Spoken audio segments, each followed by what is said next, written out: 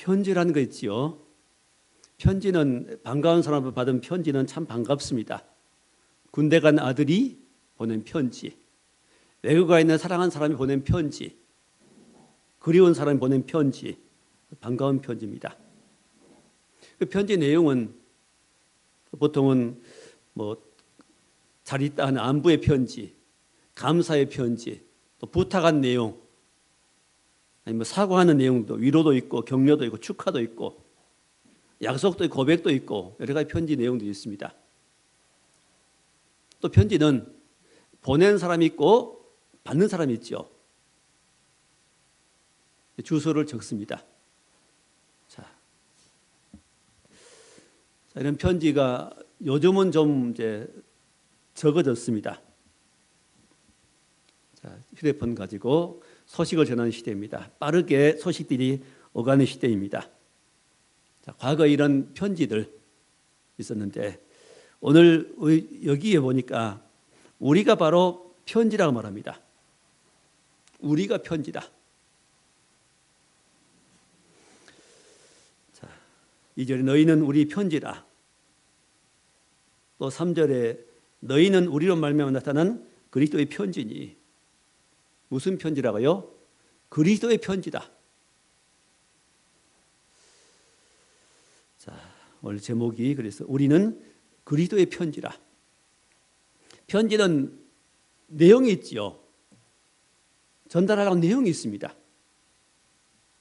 자, 우리에게 우리 몸이 바로 우리 자신이 모든 그리스도인 우리 자신들이 편지라고 말씀합니다. 누구의 편지요? 그리스도의 편지. 그리스도가 쓰신 편지. 그리스도를 전한 편지.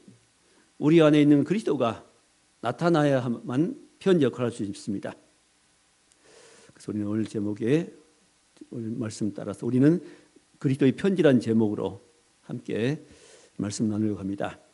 첫 번째, 우리는 그리스도의 편지입니다. 3절 말씀이죠. 너희는 우리로 말미암아 나타난 그리스도의 편지니. 너희는 누구지요? 바로 여기에 지금 너희는 당시에 고린도 교인들입니다.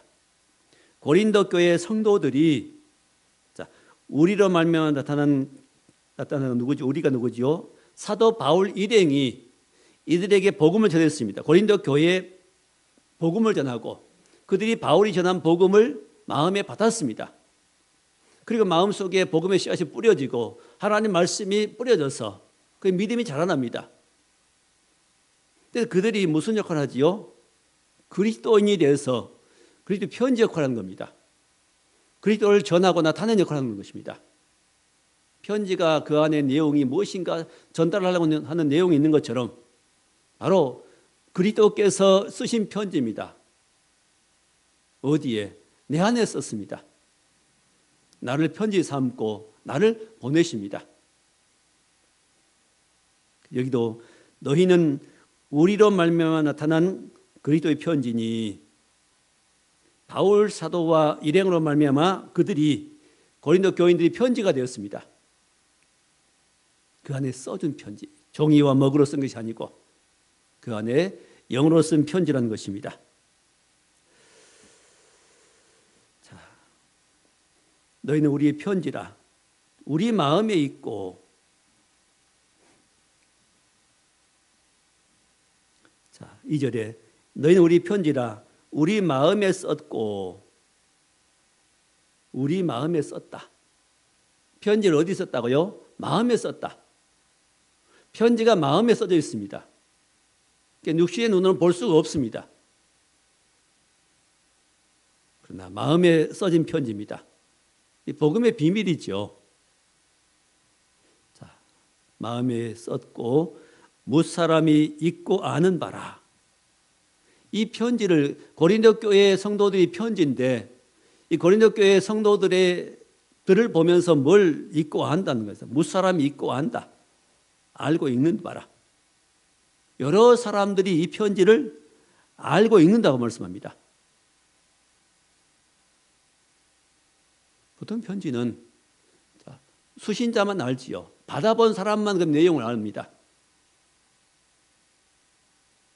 그런데 여기 고린도 교회에 보낸 이 편지, 고린도 교인이 편지인데, 성도가 바로 한 사람 한 사람 편지인데 무수 사람이 알고 읽는 편지다. 여러 사람이 그걸 안다는 겁니다. 다시 말하면 예수 믿는 성도들 보면 안다는 것입니다. 뭘 알아요? 성도들은 다르지요. 생각이 다르고 표정이 다르고 삶의 방식이 다르고 그들이 세상에 사는 방법이 불신자와는 다른 것입니다. 자, 이 편지를 읽을 줄 아는 사람이 있고 읽을 줄 모르는 사람이 있습니다. 이 시대에도 많은 신실한 그리스도인들이 이 땅에 많이 있습니다. 하나님께서 각 교회마다 신실한 그리스도인들을 많이 세우셨습니다. 보통 그들은 잘 드러나지 않습니다. 왜? 무슨 좋은 일을 하고도 했다고 잘 말 않거든요. 남을 애쓰고 도와놓고도 도왔다 말하지 않습니다. 신실한 그리스도인들은 그렇게 말하지 않거든요. 받는 사람만 알지 보통은 잘 안 드러냅니다. 잘 자랑하지 않습니다. 자, 그래서 교회에 대해서 많은 사람들이 지금 오해하기도 하고 특히 이 시대에 질병이 창궐한 이 시대에 교회가 욕을 먹고 교회 위신이 많이 추락한 건 사실입니다.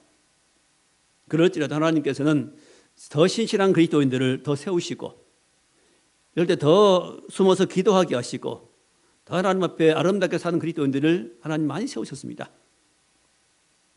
그 그리스도인들이 지금도 편지가 되어서 아름다운 모습으로 살아가고 있습니다. 근데 그것을 보통 사람들은 잘 못 읽지요. 우리 안에 있는 그리스도 예수를 내가 알고 성도들이 아는, 우리가 함께 아는 그리스도 예수를 우리는 아는데 어떤 사람은 못 읽습니다. 그것을 모르지요. 왜?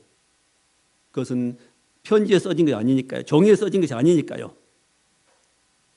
읽는 사람이 있고 그걸 읽을 줄 아는 사람이 있고 읽을 줄 모르는 사람이 있습니다. 읽을 줄 모르는 사람들은 교회를 핍박합니다. 욕을 하기도 합니다. 이 편지를 읽을 줄 아는 사람은 복된 자입니다. 자, 우리는 그리스도로 말미암아 쓰여진 우리는 그리스도의 편지입니다. 자, 두 번째로 이 편지는 하나님의 영으로 쓴 편지라고 말씀합니다. 3절 두 번째 줄에 이는 먹으로 쓴 것이 아니요. 보통 편지는 펜으로 연필로 먹으로 종이에 씁니다. 그런데 주님께서 우리에게 쓰신 이 편지는 먹으로 쓴 것이 아니고 오직 살아계신 하나님의 영으로 쓴 것이며 뭘로 썼다고요? 하나님의 영으로 썼다고 말씀합니다. 성령으로 썼습니다. 성령이 내 안에 들어오시면 그때부터 내 안에 변화가 생기고 내 안에 뜨거움이 있고 깨달음이 있고 우리가 새 사람이 됩니다. 거듭나게 되지요. 그래서 그리스도의 영, 성령이 없으면 우리 그리스도의 사람이 아닙니다. 성령이 없는 사람은 그리스도의 사람이 아닙니다. 성령이 없는 사람은 성도가 아닙니다.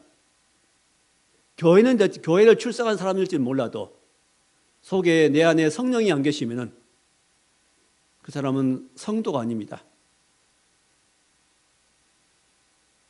교회 일을 함께 협력할 수 있지만은 그 속에 성령이 안 계시면은 그는 성도라고 할 수 없는 겁니다. 자, 먹으로 쓴 것이 아니고 이 편지는 하나님의 영으로 썼다. 누구 영이요? 하나님의 영. 하나님의 영 또는 성령 또는 그리스도의 영이라고 말합니다. 자, 성령께서 우리 안에 들어오시면은 그때 우리 마음 가운데 이제 새겨진 것이 있습니다. 각인이라 그러죠. 자, 성령이 임하시면은 하나님 말씀, 복음이 깨달아집니다. 성령이 임하지 않으면은 하나님 말씀이 복음의 비밀이 절대로 안 깨달아집니다. 그게 안 믿어지는 겁니다. 나는 믿어지는 복음이 성령이 역사하기 전에는 안 믿어집니다. 성경을 보아도 지식으로 합니다. 자기 머리에 이해가 되면은 인정하고 조금 머리로 이해가 안 되면은, 이성적으로 이해가 안 되면은 그것은 안 믿습니다. 예수님 기적을 볼 때도 성령을 받지 못한 사람은 그것이 안 믿어집니다. 가짜 거야 그렇게 말합니다. 성령을 받은 사람은 진짜로 믿어집니다. 믿게 하신 분 누구시죠? 성령이십니다. 하나님의 영이 내게 임하시면 그 사실이 깨달아집니다. 하나님의 성령의 계시로 기록된 말씀이 선명하게 내게 깨달아집니다. 하나님의 의도대로 기록된 그 말씀이 하나님의 의도하신 의도대로 깨달아집니다. 이게 누가 깨닫게요? 성령께서. 성령은 진리 영이십니다. 성령은 깨닫게 하고 성령은 생각나게 하고 하나님의 말씀이 들은 말씀이 깨닫게 됩니다. 생각이 납니다. 지금 들은 말씀들 조금 가면 잊어버리죠. 다음 몇 주 지나면은. 근데 어떤 문제를 다 만나면 그때 들은 말씀이 딱 생각이 납니다. 누가 하시죠? 성령이 하시는 겁니다. 그래서 그리스도의 영이 없으면은 그리스도의 사람이 아닙니다. 자, 성령께서는 이렇게 우리 안에 계셔서 우리를 변화시키시고 때로는 감동을 주십니다. 감동 줘가지고 어떤 일을 하게 하시죠. 내가 이런 일을 해야 되겠다. 기도해야 되겠다. 아니면 누구를 도와야 되겠다. 또 누구를 봉사해야 되겠다. 뭐 헌금해야 되겠다. 나 주를 위해 어떤 일을 해야 되겠다. 자, 그런 마음이 들지요. 이런 좋은 마음, 아름다운 마음이 그냥 내게서 내가 스스로 생각한 것일까요? 아닙니다. 성령께서 우리에게 감동 주어가지고 그 일을 하게 하십니다. 그 감동에 순종해서 행하면은 거기에 큰 기쁨이 있습니다. 자, 이 그리스도의 편지는 하나님의 영으로 우리 마음판에 새긴 편지입니다. 그 다음에 또 말씀 보니까 돌판에 쓴 것이 아니요 오직 육의 마음에 쓴 것이라. 돌판에 쓴 것이 아니라 마음판에 새겼다. 그것은 돌판은 뭐냐면 모세가 하나님으로부터 십계명 말씀 받을 때 돌판에다 받았지요.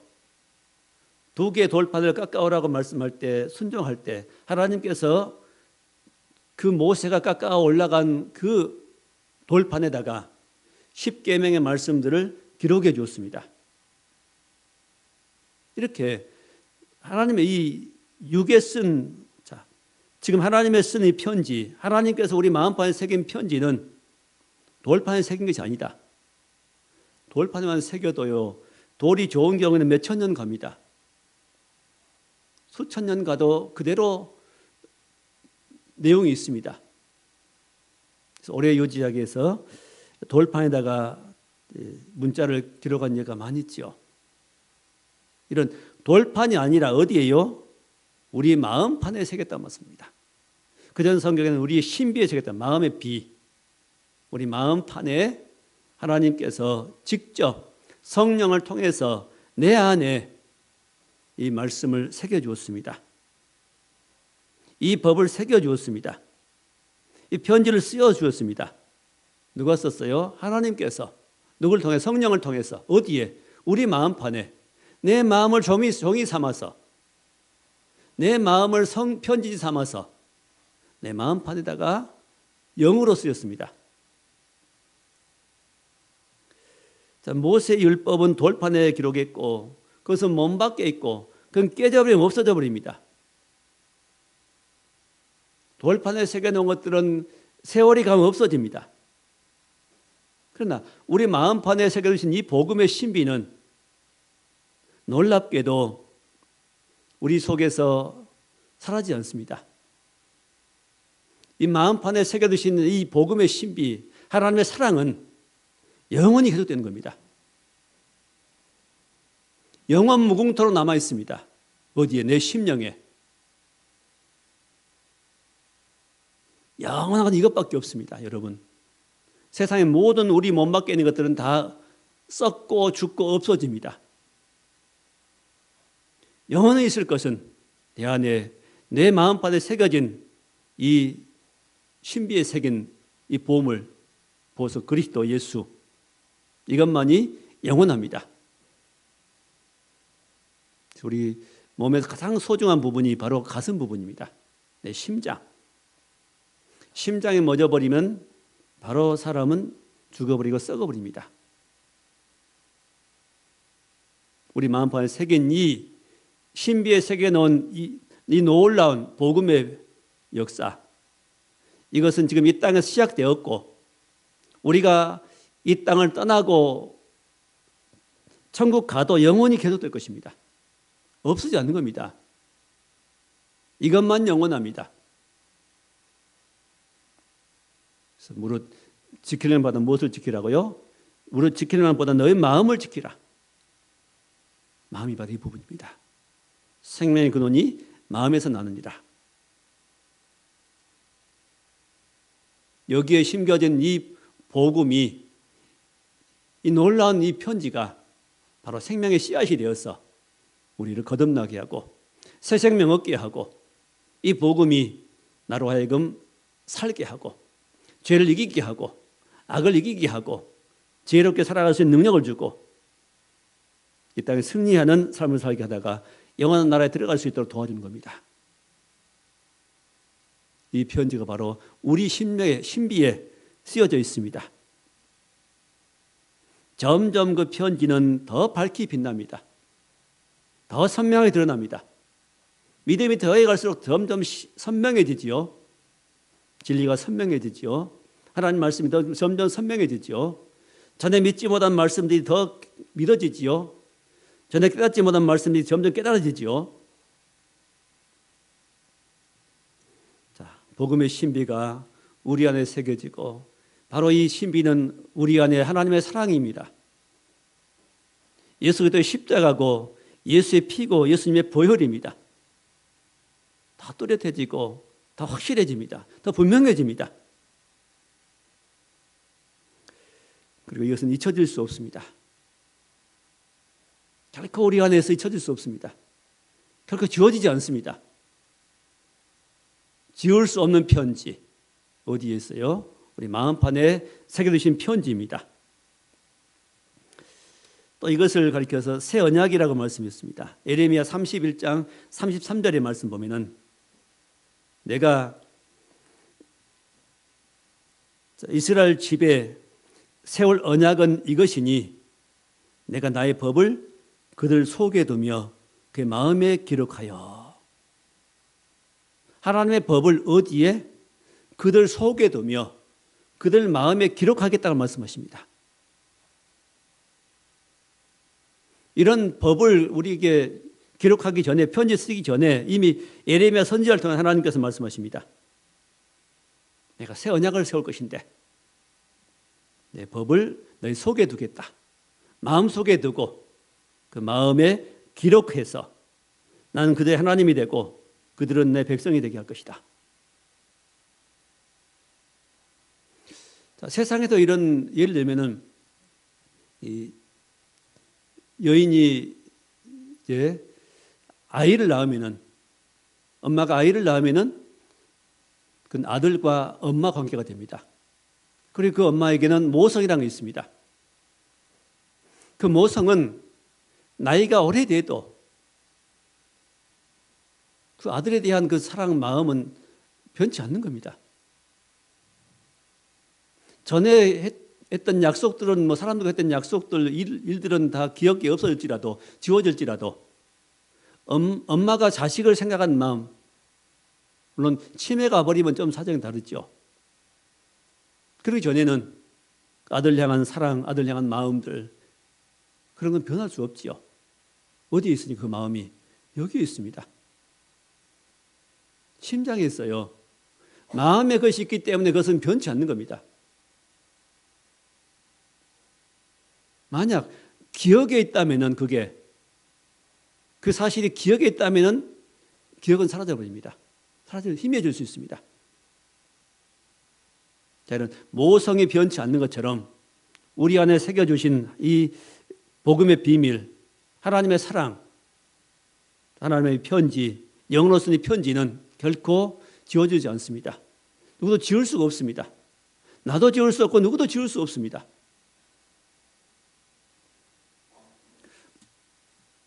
자, 바로 이 성령이 우리 안에 계십니다. 하나님께서 약속했던 이 성령이 우리 안에 계십니다. 근데 이 성령은 언제 우리 오셨죠? 예수 믿을 때고, 또 구약시대의 백성들은 이런 성령을, 이런 그리스도의 영을 받지 못했습니다. 그리스도의 영은 언제 오셨죠? 그리스도께 십자가에 죽으시고 부활하신 후에 그 다음에 우리에게 오신 영입니다. 그 예수를 그리스도로 믿게 한 영입니다. 또 예수를 그리스도로 믿을 뿐만 아니라 하나님을 아버지라 부를 수 있습니다. 성령이 우리에게 임하면은 하나님을 아빠, 아버지라 부른다고 그랬죠.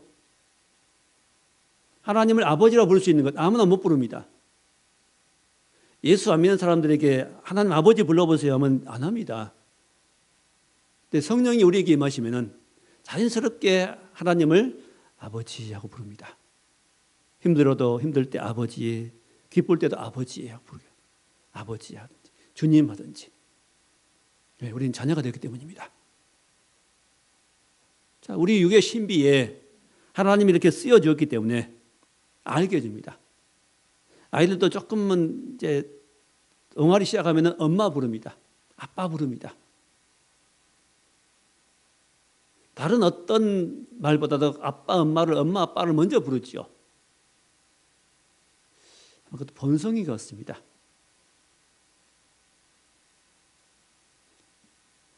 자, 이런 것처럼 우리가 하나님의 자녀가 되고 백성이 되면 하나님 아버지가 부르고 예수님을 나의 주라고 고백하게 됩니다.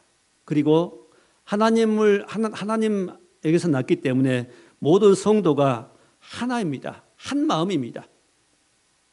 정말 예수를 믿고 이런 신비의 이 복음의 비밀에 심겨진 사람들은 다 하나라는 사실을 알게 됩니다. 누가 안 가르쳐줘도 압니다. 그것은 하다 보면 형제간들도 그러죠. 한 부모 밑에 태어난 그 형제들은 하나라는 사실을 압니다. 물론 감정이 상할 때는 싸우기도 하지만은 그래도 보통은 형제들끼리 굉장히 가깝습니다. 도와주고 돕고 위로해주고 하는 육신의 형제들도 서로 사랑하면서 삽니다. 아껴주고 위해주고 삽니다. 자, 영적으로 그리스도 안에서 하나 된 모든 성도들은 정말 하나인 것을 알게 됩니다. 한 마음이 됐죠. 누굴 향해서? 주님을 향해서. 주의 말씀을 중심으로 살게 됩니다. 사랑하게 되죠. 그 속에 하나님의 지혜가 임합니다. 그 하나님께서 성령을 통해서 그를 인도해 가시고 빛을 비춰주시고 그 성령 우리에게 임하시면 죄도 이기고 세상도 이기고 사단마귀와 유혹들을 이길 수 있는 능력들이 주어집니다. 그 깨달아지지요. 지혜가 생깁니다. 어떻게 살아야 될 것인가 알게 됩니다. 그 마음이 따뜻한 마음이 옵니다. 이제 하나님으로부터 주어진 마음이 있죠. 성령이 내게 임하면 나중에는 결국 어떻게 되죠? 성령으로 충만해 믿음의 삶을 살다 보면 열매가 맺힙니다. 성령으로 살다 보면 자연스럽게 맺히는 열매가 있습니다. 성령의 열매는 9가지라고 말씀하죠. 갈라디아서 5장 22절에 사랑과 희락과 화평, 오래 참음, 자비, 양선, 충성, 온유, 절제. 나도 모르는 사이에 이렇게 돼가는 겁니다. 이렇게 사람이 바뀌는 겁니다. 절제할 수 있는 사람으로, 의로운 사람으로, 사랑의 사람으로, 남을 배려할 수 있는 사람으로, 이해할 수 있는 사람으로. 내가 그렇게 노력한 것이 아니고 성령을 받으면 되겠는 겁니다. 이렇게.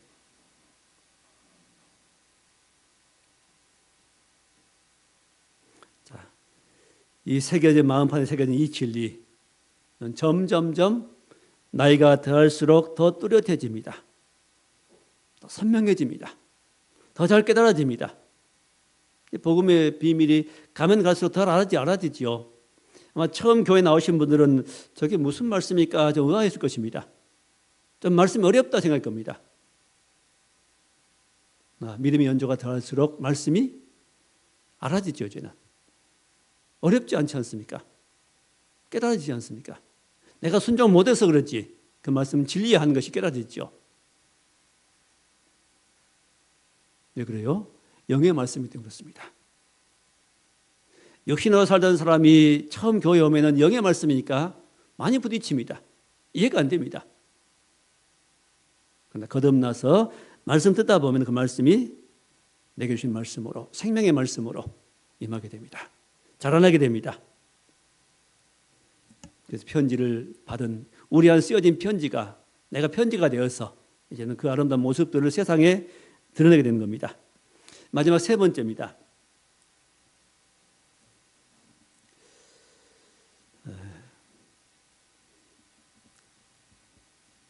자, 세 번째, 영으로 쓴 것은 살린 일을 한다고 말씀합니다.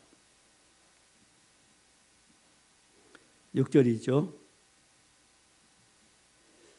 중간절에 오직 영으로 하미니 율법 조문은 죽이는 것이요 영은 살리는 것이니라. 율법 조문은 죽이는 것이고 영은 살리는 것이다. 이게 무슨 말일까요? 구약 성경에 기록된 율법, 많은 법들이 십계명 비롯해서 수많은 법들이 있습니다. 율법, 특히 모세오경, 레위기, 민수기, 신명기, 여기에 집중적으로 기록된 법들이 있죠. 하라 하지 마라 법이 613가지라고 합니다. 600가지 넘는 이 많은 법들이 있는데 이 율법 조문은 뭐한 것이다? 죽이는 것이다. 율법 조문 죽이는 것입니다. 무슨 뜻일까요? 하나님 말씀이 죽이다니요, 사람을. 율법 조문은 우리가 그 말씀을 대로 행하지 못한다는 것입니다. 육신으로는 그 말씀 못 행해요. 십계명도 어느 하나 내가 성령 받지 못하면 육신으로 자연이 있는 그 말씀을 하나도 순종할 수 없습니다. 단 1%도 행할 수 없습니다. 성령 받지 않은 자연인은 십계명 말씀 10,000분의 1도 행하지 못합니다. 육신으로는 안 되는 겁니다. 자, 하라 한 것을 못하면 죄고 하지 말라는 걸 하면 죄지요. 율법은 하라 하지 말라는 두 가지입니다. 그래서 성령 받지 않고는 결코 말씀들을 행할 수 없습니다. 안 되는 겁니다. 안 되기 때문에 어때요? 죽음밖에 다른 길이 없습니다. 율법은 뭐한 역할을 합니까? 죄를 지적하지요. 죄인 만듭니다. 율법 보면 난 소망이 없다는 사실을 알게 됩니다. 율법을 보면은 나는 죄인이고 나는 소망이 없고 나는 망했구나. 나는 끝났구나. 끝장이구나 사실을 알게 돼 깨닫고 어디로 가게요? 우리의 생명이신 그리스도께로 구주이신 예수께로 가게 해준 역할이 바로 율법의 역할입니다. 율법 조문은 죽이는 것이고 영은 살리는 것이다. 율법으로는 죽는데 율법에 가면 죽는데 율법에 가서는 죄로 선고받고 죄인으로 선고받고 난 소망이 없으면 선고받고 어디로요? 그리스도께 나가면은 성령이 우리에 오셔서 나를 살려주시는 겁니다. 이게 구약 성경과 신약 성경 차이입니다. 율법과 복음의 차이입니다. 그래서 이제 이런 성령을 경험하지 못하고 충만히 경험하지 못하고 이제 성령의 사람이 온전히 되지 못하면 어떻게 될까요? 예수 믿는 성도 중에서도 두 가지 타입이 있습니다. 두 가지 종류가 있습니다. 율법적 사고로 잡혀있는 사람이 있고 하나는 성령으로 충만한 사람이 있습니다.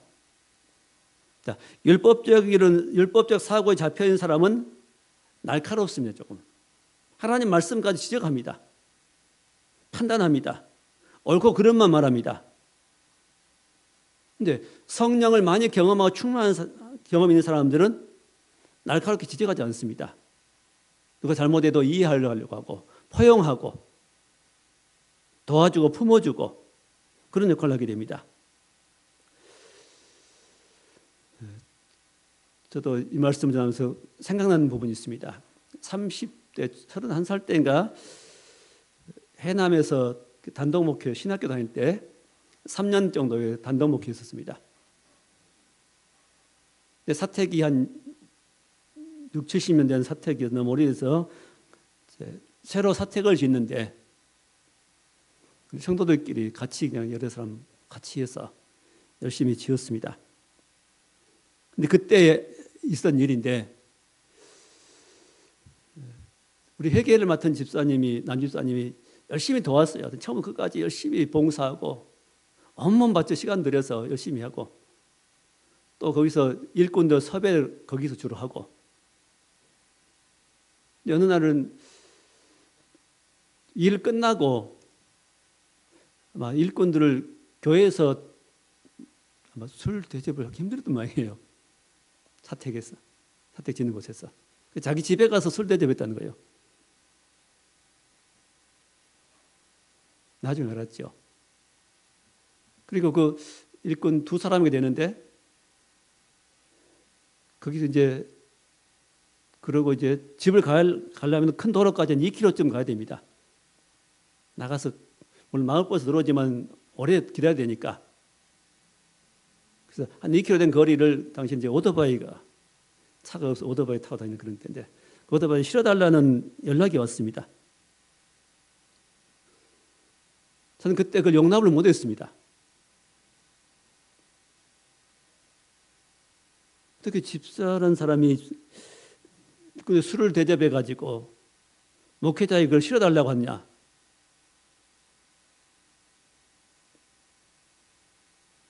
그리고 화를 내고 안 해줬습니다. 그냥 지금 같았으면은 아마 친절하게 했을 겁니다. 수고했으니까. 그 나중에 주사님한테 그러면 안 되지 않냐 이렇게 아마 기회가 주어질 때 자연스럽게 이야기하겠지요. 당시 율법적 사고가 강했기 때문에 그런 것을 품지 못하고 용납하지 못했습니다. 잘라버려서 날카롭게 했습니다. 자, 우리의 모습이 그러거든요. 신앙의 초기에는 하나님 말씀대로 내가 정말 정직을 바르게 한다고 산다고 사는데 실제로는 또 하나님 일 열심히 한다고 하는데 실제로 하나님 일 하는 거 아니라 하나님을 거르친 역할을 하는 겁니다. 그러다가 점점 하나님의 은혜를 더 많이 받고 성령을 많이 경험하고 이런 실패도 경험하고 하다 보면은 이제는 좀 마음이 넓혀지고 이해할 수 있게 되고 포용할 수 있게 되고 품을 수 있는 사람이 되는 겁니다.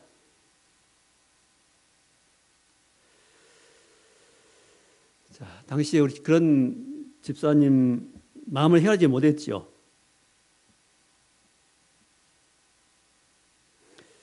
자, 성령은 우리를 새롭게 해줍니다. 넓혀주고 마치 물과 같습니다. 물과 같고 불과 같습니다. 설거지를 가끔 합니다. 집에서. 설거지 밥 먹고 중요한 건 뭐지요? 그릇 치울 때 거기에 물을 좀 부어놔야 되죠. 부어놔야 불어서 잘 씻어집니다. 마치 성령은 이런 우리에게 물과 같습니다. 딱딱한 마음들, 죄성, 독성들이 벗겨내려면 그냥 안 벗어집니다. 독한 마음들 안 벗어집니다. 안 깨집니다. 내 성령은 물과 같아서 성령이 부어지면은 나도 모르게 그것이 지워지고 부드러워집니다. 우리 마음 부드럽게 하는 성령밖에 없습니다. 다른 길이 없습니다. 오직 성령입니다. 오직 그리스도 영이 우리에게 임할 때만 가능합니다. 또 성령 불과 같습니다. 불은 따뜻하게 해주고 불은 태우지요. 거대한 산도 불이 붙어버리면 다 타버립니다. 형체도 없이 타버립니다. 우리 안에는 죄성을 뭐로 태울까요? 성령밖에 없습니다. 독한 마음, 죄성들 이런 것들은 성령이 임하면 자연스럽게 물러갑니다. 태워져 버립니다. 소멸되어 버립니다. 성령은 태우는 불이십니다.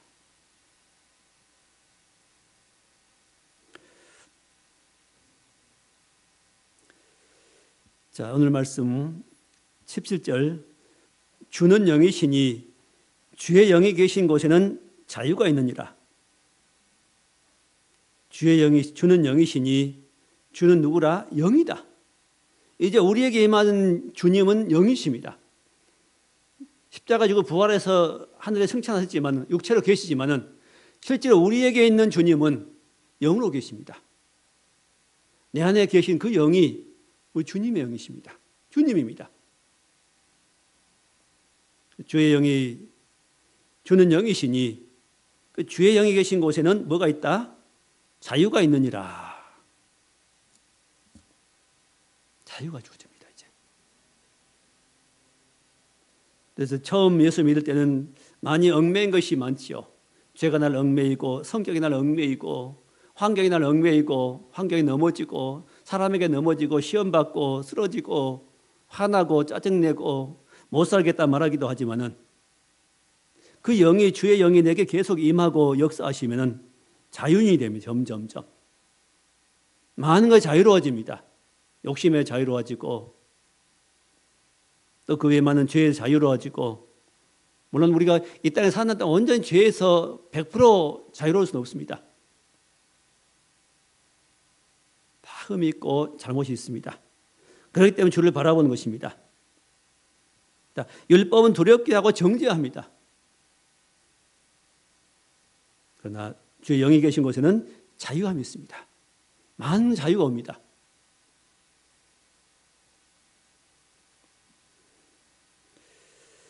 자,